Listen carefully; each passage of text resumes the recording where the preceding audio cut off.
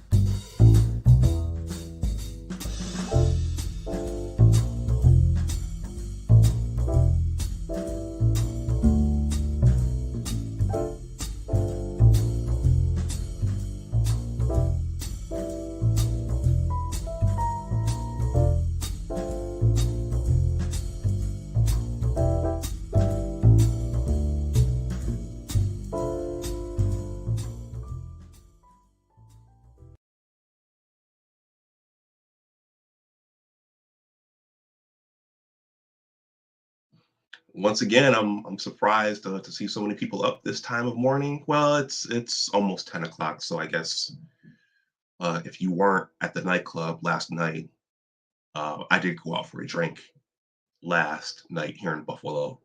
But unless if you weren't at the nightclub, then you're probably up right now. So um, yeah. So yeah, I'm in upstate New York. I just got in here Wednesday because of the snow. I was supposed to get in here last week, last Friday, the Friday before Christmas, but I was stuck out at my father's spot, so I wasn't. So I spent Christmas basically by myself. I went to go see Avatar, and I went to the Chinese buffet. But I'm saying that to say that this holiday didn't go exactly according to plan. So, but the whole year was like that. Throughout the year, there are things that you plan for, and there are things that and then sometimes life throws you curveballs, and then you just have to readjust and do the best you can. So it was kind of a microcosm for the entire year. Overall, this was a good year. There were some ups and downs, I'm sure, as there were for all of you. Uh, so that's what's going on. But I decided to squeeze this last one in because I saw something online that I thought was worth sharing. Now, you guys know that this channel, some of you started following me at some point. Let me slow down. Some of you started following me at a certain point, so you know that this channel has gone through a bit of an evolution. I was pretty much an unknown, and then I started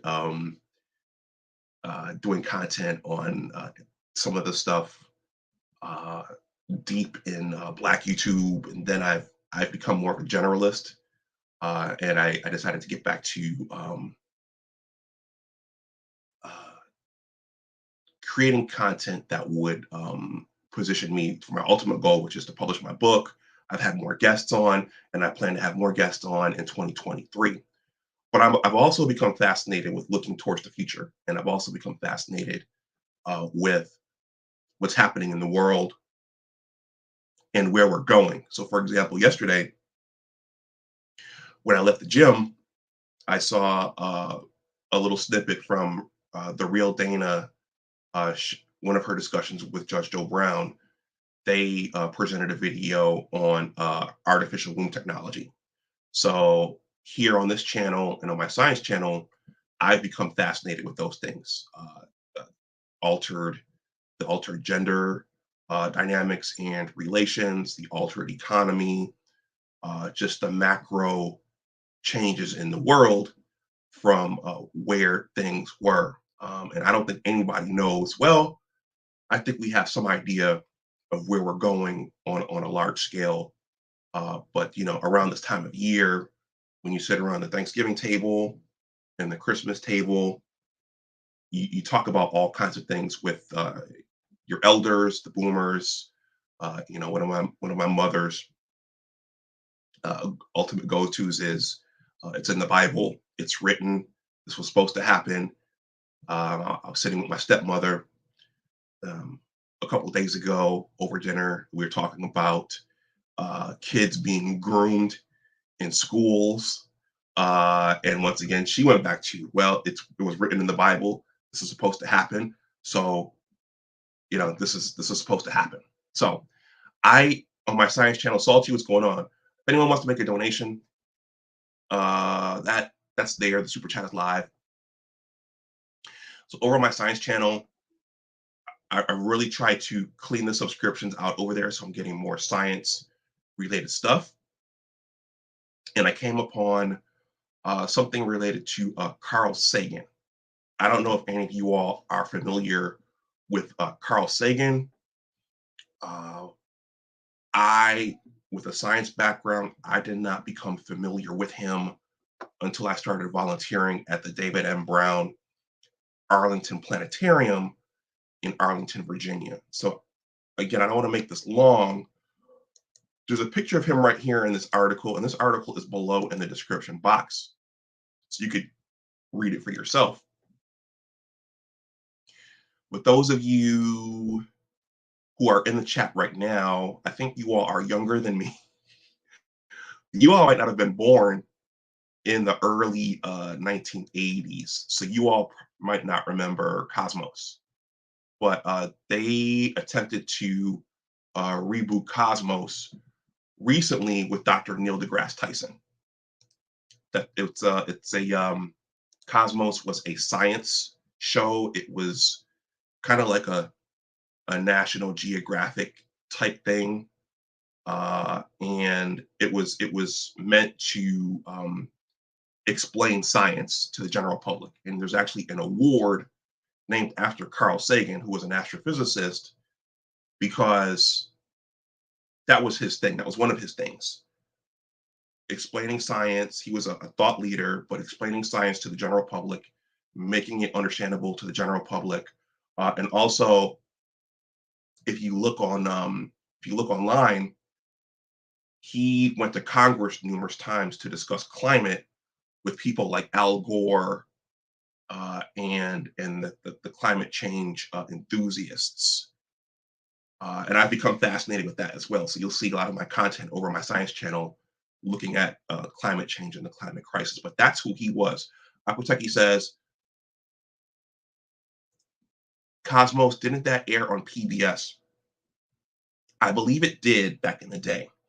Recently, when Neil deGrasse Tyson um, uh, starred in it recently, I think it was on one of the networks. I think it was on CBS or ABC or something like that. But that's who he was, and that's why this particular article stood out to me because I learned who this gentleman was, and with with my science background and with his science background, and at the planetarium that I volunteered at, I developed an appreciation for who this gentleman was. So there was an article that one of the news stations, um, there was a passage, one of his passages that one of the news stations read on this man. And the algorithm just gave it to me on my science channel. And I said, oh, this is interesting. Let me take a look at this. The first part was Dr. Sagan sitting with Johnny Carson talking about the original Star Wars. And Dr. Sagan was picking apart the original Star Wars, the fact that there were humans in it, and the two humans won awards at the end, and the Wookiee didn't win anything. Um, and then the last part was his prediction for the future, and his prediction for the future was captured in this article I'm about to read. It's very very short, but it's very stark and it's very sobering, and it's very appropriate for us transitioning from 2022 to 2023. So this is what this man saw back in 1995. So this reads as follows. It's entitled Carl Sagan's 1995 prediction of America's future is worryingly accurate. This was published on August 10th, 2022. So that was a few months ago when this came out. And the link to this article is here.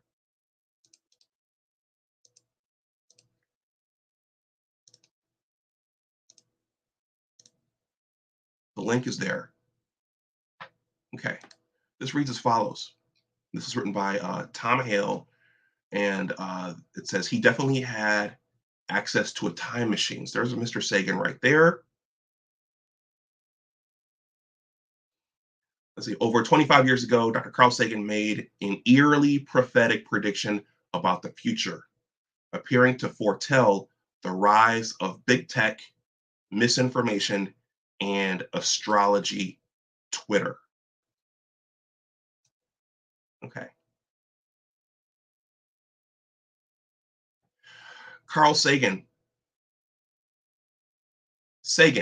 best known as a preacher of science, communicating complex ideas with passion and poetry like no other. But the late, I'm sorry, let me start that over. This coffee's still going through me for the first time today. Okay. Sagan is best known as a preacher of science, communicating complex ideas with passion and poetry like no other. But the late astrophysicist was also a dab hand at sharp insights into humanity. In his 1995 book, The Demon Haunted World, Science as a Candle in the Dark, Sagan explains how the scientific method has helped to illuminate many of the universe's gloomiest corners. However, he believes that the pursuit of peace and truth is being undermined by humankind's old friends, superstition and pseudo science.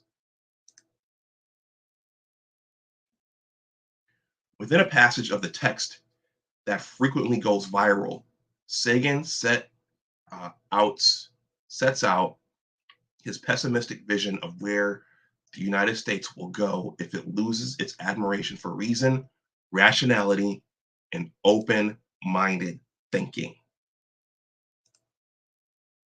Worryingly, it looks like we might have already arrived at this dystopian destination. Horoscopes at all. By the way, I was staying with my father while I was waiting to be able to come back to Buffalo, and my father's pretty heavy in astrology and horoscopes, which is funny. So this reads as follows. It reads, "Science is more than a body of knowledge. It is a way of thinking." Okay. I have a foreboding of an America in my children's or grandchildren's time when the United States is a service and information economy, when nearly all the key manufacturing industries have slipped away to other countries. Prophetic, right? Yep. When awesome technological powers are in the hands of a very few, and no one representing the public interest can even grasp the issues. When the people have lost the ability to set their own agendas or knowledgeably question those in authority, when clutching our crystals and nervously consulting our horoscopes, our critical faculties decline, unable to distinguish between what feels good and what's true. We slide almost without noticing back into superstition and darkness. Okay. I think that's worth reading again. Toya, he has his moments. He's, they say this happens with parents, but he's kind of become a little bit juvenile at times. When I was doing my science stream last Monday, or yeah, when I was there, he saw fit to throw something across the screen while I was doing my science stream. I didn't appreciate that. But he has his moments. But yeah, he's deep into the horoscopes, and he probably always will be. I know you. I know you and your mother. I think you and your mother were as well. I'm going to read that again because there's a lot there. We have most of our manufacturing, and you can argue that it was going to go anyway because of automation. But then the question is, did it go prematurely? But our manufacturing has gone, and that's related to what's happening with a lot of prime age working men in this country. Everyone got shifted towards white collar education.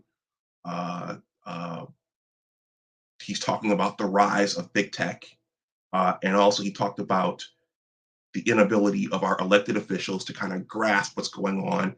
And then he also talked about the inability of the people to hold our elected officials accountable. So you're seeing all of this right now, in my opinion. Aquateki, I'm sorry, T Riddler. Actually, T Riddler, my father is a,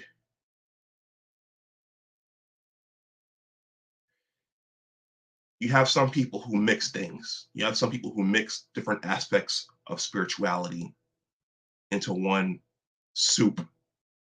And that's what my father does. Okay. I'm going to read this again.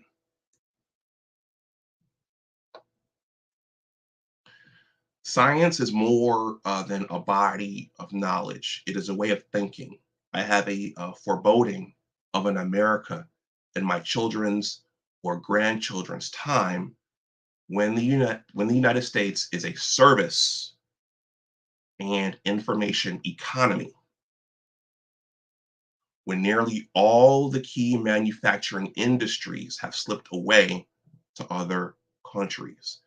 So there are people who, when you talk about the things that are ailing our country right now, and the fact that, um, well, take a look at the last two passages that I've read from the richer sex. Those passages deal with men being displaced from the workforce because all the manufacturing went away. But some people will deny, oh, that's not a big deal that the manufacturing went away. It's just it's just not a big deal with based upon what's happening right now. But it is a big deal because those were jobs that men and people in general could go and get without having to go to college, and they can make good money without having to go to college. So that's a really, really big deal. But people will deny that. Okay. I have a foreboding of an America in my children's or grandchildren's time when the United States is a service and information economy, when nearly all the key manufacturing industries have slipped away to other countries. When awesome technological powers are in the hands of a very few. So, big tech. Now we're talking about Facebook, we're talking about Twitter, we're talking about Google, and these are the entities that can shape elections now, and they can shape public sentiment.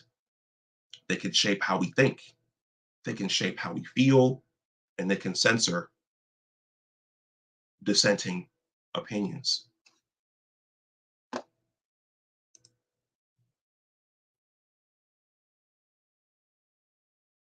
When awesome technological powers are in the hands of a very few and no one representing the public interest can even grasp the issues. So doesn't it seem like sometimes our elected officials, they're kind of, they don't know what's going on, and they are oblivious to what's going on, and they're making decisions not for us but for someone else. When the people have lost the ability to set their own agendas or knowledgeably question those in authority, right? So one of the concerns now is that the political class has become so detached from the people that we have no more influence over them or what they do.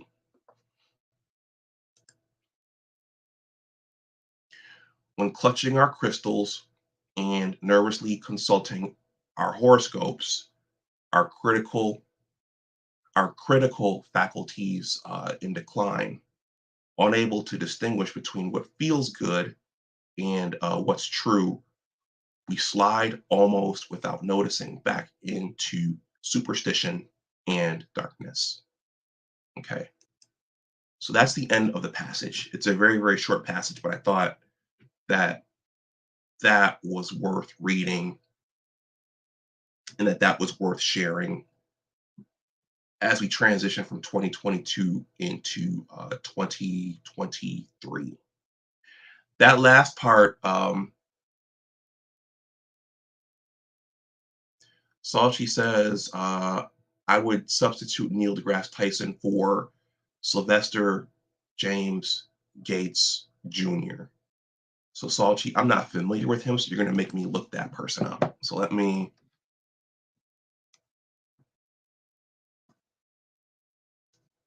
Sylvester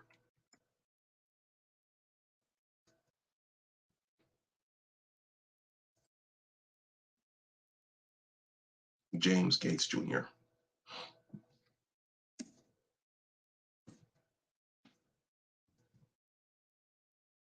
Okay. So for those of you who don't know, I don't know everything. There's a lot that I don't know. Sylvester James Gates Jr. is a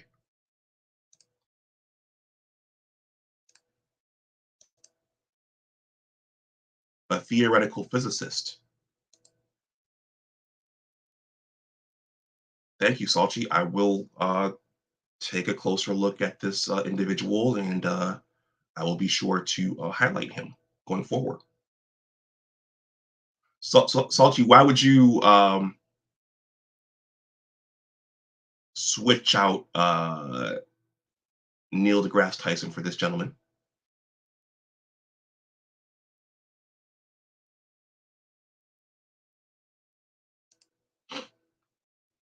You can just let me know there in the chat. So I'm going to bring this back up. The last part about horoscopes, and then I'm going to shut this down.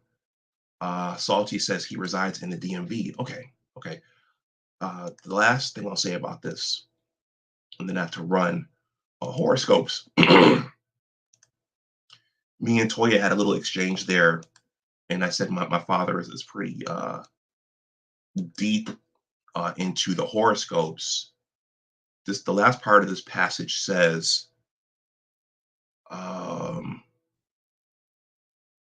when clutching our crystals and nervously consulting our horoscopes. Philosophically, one of the questions about horoscopes, because I've been out with my father and I've seen him read his daily horoscope. Okay.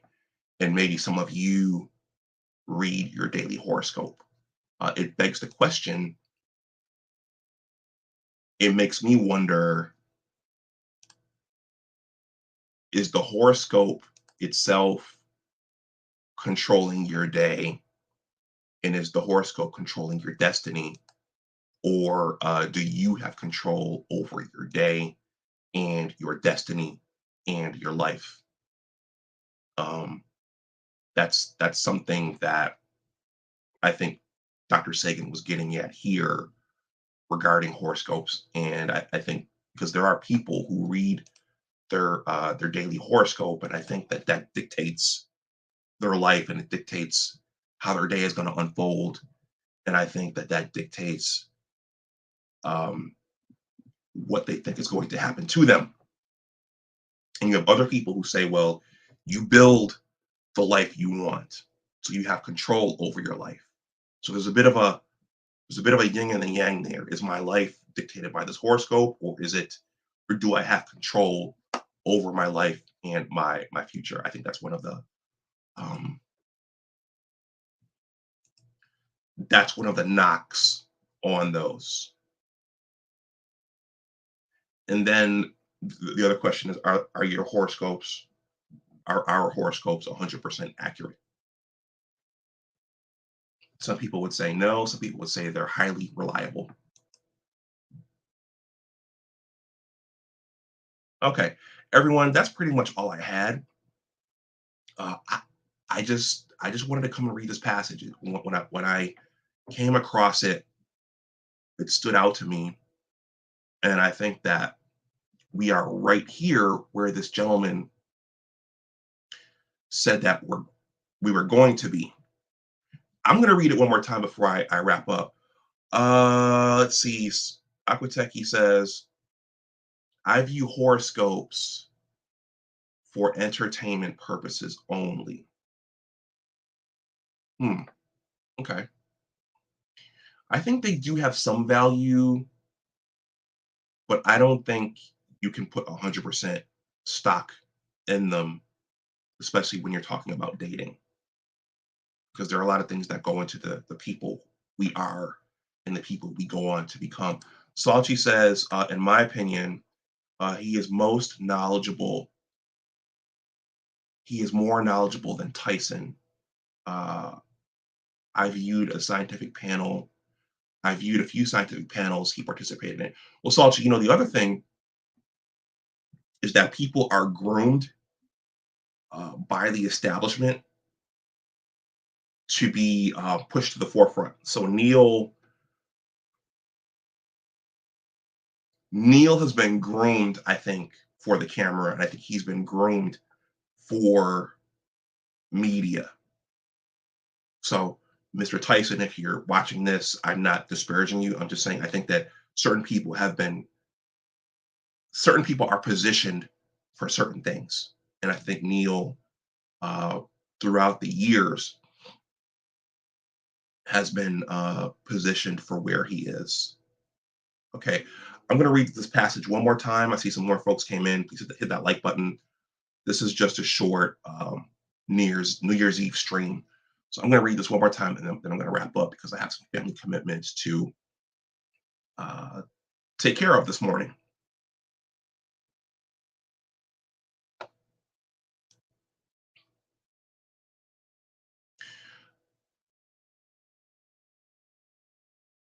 Science is more than a body of knowledge. It is a way of thinking.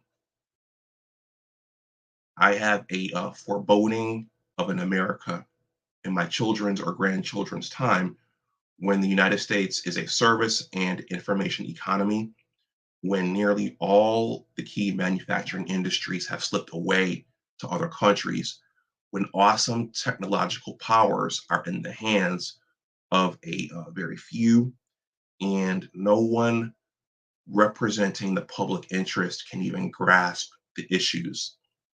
When the people have lost the ability to set their own agendas or knowledgeably question those in authority, when clutching our crystals and nervously consulting our horoscopes, our critical faculties in decline, unable to distinguish between what feels good and what's true. We slide almost without noticing back into superstition and darkness. Okay. That last point, I'm going to end with this.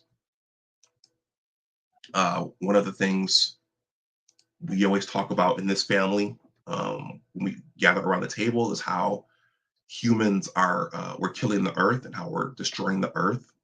My mother very much believes that. And when you see me in 2023 over on my science channel, I'm going to take a harder look at climate change and the climate crisis. And one of the things I've seen regarding climate change and the climate crisis is that there's a disagreement between modeling and hard data. Modeling and hard data. So when you construct a model, you give the model inputs, you make certain assumptions, and the model spits out an answer or answers. Okay. And so then scientists can get behind that model and say the model says this is what's going to happen. This corroborates everything that we're seeing around us.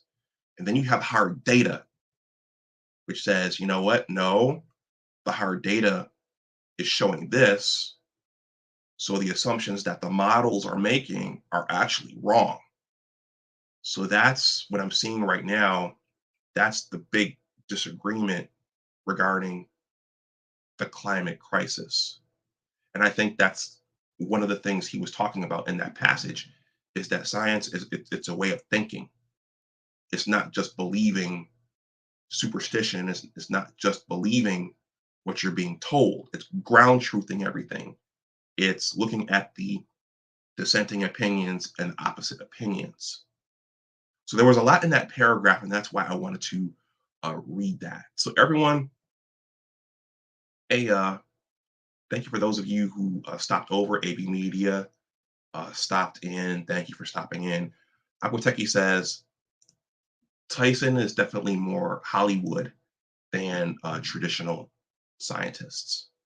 Yeah, I mean he's good on camera.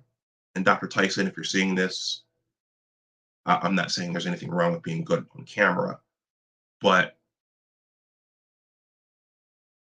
I'll just say he has been knighted. And when you're knighted, whether it's politically or academically or in the media, you have a seat at the table that other people don't. So, so everyone, happy New Year. Please stay safe out there tonight with whatever you get into, with whichever party you go to. A lot of things tend to happen on New Year's night. People party hard, people drink and drive. So be careful and stay safe out there. And I will see you in 2023, unless something catastrophic happens tonight. Please like, share, and subscribe. If you want to, Toya says, enjoy the night. Yeah, I might go to something. I might go to a function after the football games go off. But right now, my intention for the evening is to watch the football games. So I know there's a lot popping in Dallas. DFW, Kareem says, Happy New Year's, everyone. Aquateki says, Happy New Year. I'm not gonna.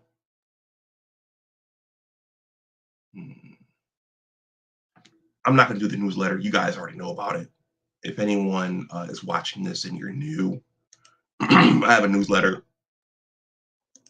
I'll talk about it some more in the new year, but the link is here.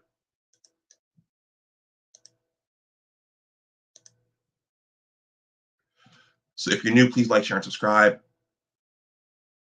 Stay safe out there, everyone. As always, remember that your attitude determines your altitude, and always try to do your best. Take care, and I'll talk to you the next time. Bye bye.